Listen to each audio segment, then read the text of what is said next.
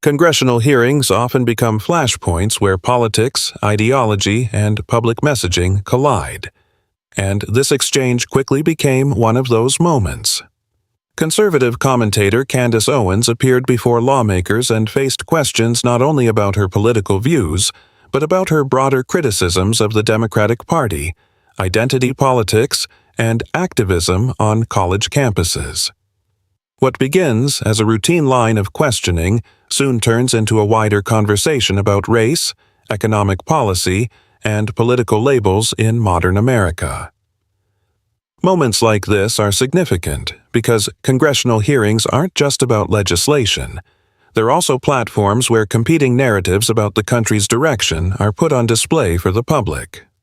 As the testimony unfolds, the discussion touches on topics that have dominated American political debate for years: free speech, partisan identity, and the role of government policy in shaping economic outcomes. Oh my goodness. Candace Owens, Director of Communications at the Conservative. Nobody else is described as progressive or liberal, but you are described as a conservative advocacy group, Turning Point USA, and a conservative commentator and political activist known for her criticism of Black Lives Matter and the Democrat Party. I think you've caused my friends on the left to go to their safe spaces, and I'd love to explore with you a little bit of the reason for that. Do you consider yourself a conservative? I am a conservative, yes. Okay. Are you pro-life? I am pro-life. Okay. Does that trigger people when you see them, that they know that you're pro-life? It makes them very upset, and Democrats hate me. Do you own a gun? Pardon? Do you own a gun? No, sir. When next time you come to Colorado, we'll take you shooting. Are you a Christian? Yes, I am. Are you proud of your family? I'm very proud of my family. Okay. Let me ask you something. Do you hate Americans with black skin color?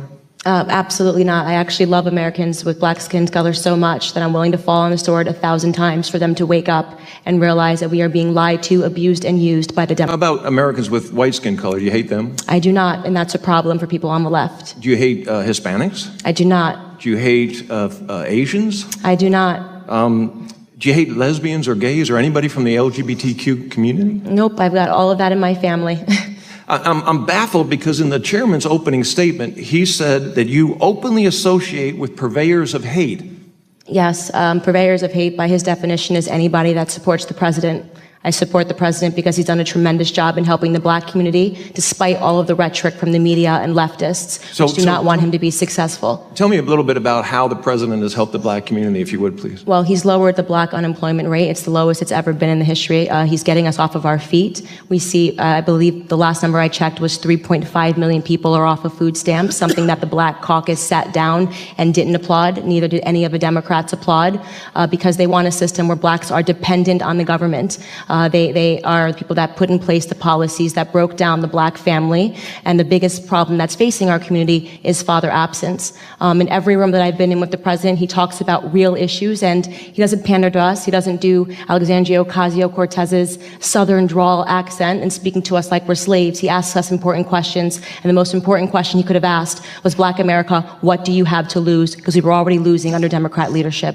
Do you believe that you openly associate with purveyors of hate? I absolutely do not. I have no tolerance for hate whatsoever. Do you believe that college campuses should be open discussions, or there should be open discussions on college campuses for various issues? I absolutely do. You know, I do a campus tour tonight. I'm flying up to the University of Connecticut to continue that, and we are being met with aggressive leftist groups. 3 Antifa chapters have declared they're going to try to shut it down, and we face this violence every day on the left, and nobody ever wants to talk about it. And I guess what I was going to ask you, you went on to explain it before I got a chance to, but have you ever been disinvited from speech opportunities at college campuses because of your conservative views? All the time. Is that a form of hatred, do you think? Of course it is, and we're not talking enough about political hatred in this country. We're not talking enough about conservative activists being attacked, like myself. We had a student whose dorm was set on fire for being a member of the Turning Point chapter, and all we preach is for free markets and capitalism as a means to lift the most people out of poverty. That is my belief, and of course, my main thesis is that black people do not have to be Democrats, and we are not owned by the left, and I understand that causes some people trouble.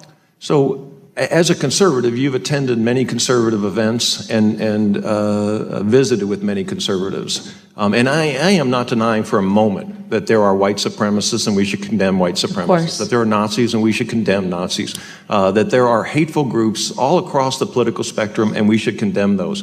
But in your interactions with conservatives, have you seen hateful speech, bigotry, race among the conservatives that you've associated with? I speak in front of conservatives probably 3 times a week. I jump on a stage and I say everything pro-black, and they are so supportive and they applaud. All they want is for black Americans to realize that they are Americans first and foremost. Conservatives are patriots. The president is a patriot, and I'm a patriot, and there is no skin color in patriotism. At this stage of the hearing, the discussion shifts from personal beliefs to broader political claims about economic progress and party leadership. Owens points to economic indicators during the Trump administration, particularly historically low black unemployment rates, as evidence that certain economic policies created opportunities for minority communities. Supporters of those policies often highlight those statistics as proof that deregulation, tax reforms, and pro-business policies stimulated job growth.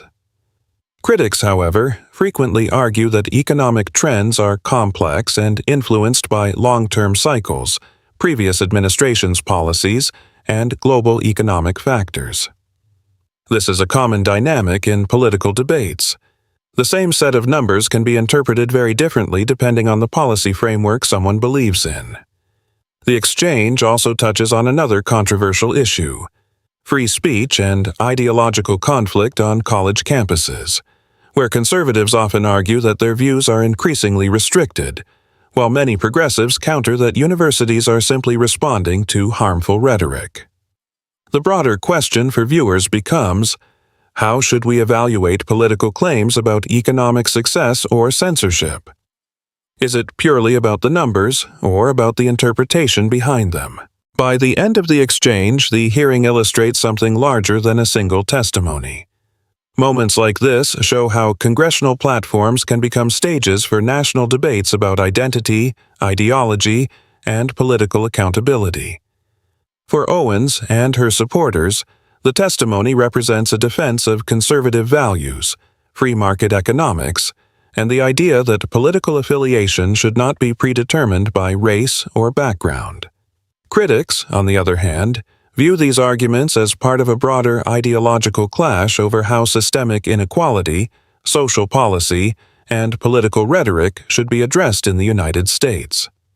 What's undeniable is that exchanges like this capture the deep polarization shaping modern political discourse.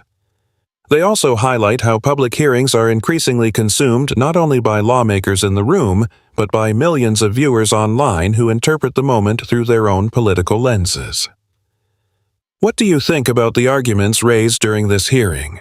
Were the economic and political claims convincing, or do you see the issue differently?